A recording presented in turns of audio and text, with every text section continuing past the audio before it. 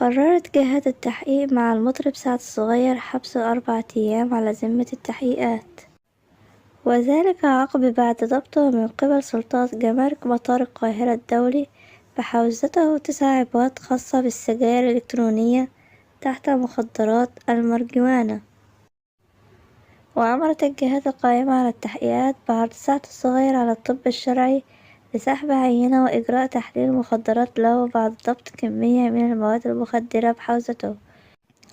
وكانت أجهزة الأمن في مطار القاهرة ألقت القبض على الفنان سعد الصغير أثناء عودته من الخارج بتهمة حيازة مواد مخدرة. وسعد الصغير متواجد في الولايات المتحدة الأمريكية في رحلة فنية لإحياء حفلات هناك، وألقى القبض عليه في المطار أثناء عودته. وقالت مصادر مقربة من سعد الصغير إنه تم ضبطه ومعه سجائر إلكترونية تحتوي على زيت المارجوانا ومواد مدرجة على جدول المخدرات. إنه لا يجيد القراءة أو الكتابة باللغة الإنجليزية ولا يعلم أن هذه المضبوطات محظور تداولها.